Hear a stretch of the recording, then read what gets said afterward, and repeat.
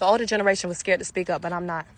And that's what differentiates us. That's why they consider a lot of the people that's in the new generation now, they consider them disrespectful because we're voicing our opinions instead of swallowing our trauma. We're not swallowing the pain no more. We're not looking over the toxic cycles of dysfunction. We're calling it out, even if it's your mama, even if it's your daddy, even if it's your sister, your brother, your auntie, whoever, even if it's your friend, I'm calling out the dysfunction. See, that's the thing. Erykah Badu said something that was really profound. And she said, in order to figure out what's poison in a garden, sometimes you got to disturb the roots. And that's what people don't understand. Healing is messy, baby. When you are breaking those generational curses from dealing with long cycles of narcissists, long cycles of alcoholics, long cycles of abusers, you got to disturb some stuff. You got to disturb some stuff. You got to call out the truth. But when you do that, they're going to make you the villain. But that's okay, though. Because I learned for so long, I was suffocating a part of me that was connected to my testimony. This could help heal somebody else that's scared to speak out about it. But they're going through the same exact thing.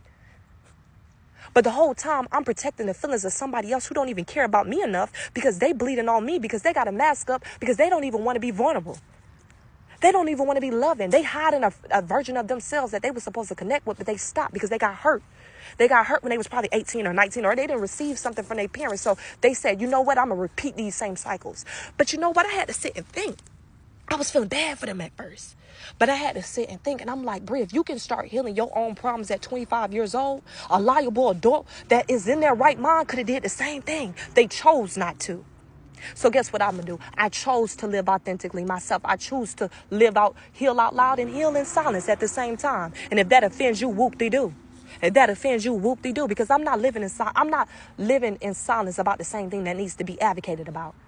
I'm not brushing disrespect under the rug, but at the same time, we need to address that.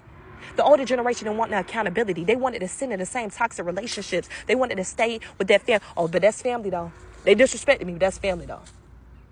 They don't care nothing about me for real, but that's family, though. They abuse me, but that's family, though. Nah, baby, that's not family. They really your enemy. And I had to realize sometimes those strangers that show up in your life, that give you love and that give you constant affection and that's there for you, that's family.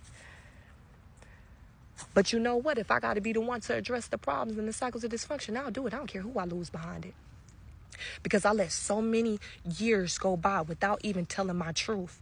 But at the same time, my truth was connected to my healing. My truth was connected to the next level of my life. But I was too scared because I was protecting feelings of family members that didn't even care about mine enough to heal. They didn't even care about their own feelings enough to heal past the things that they went through way when they was younger.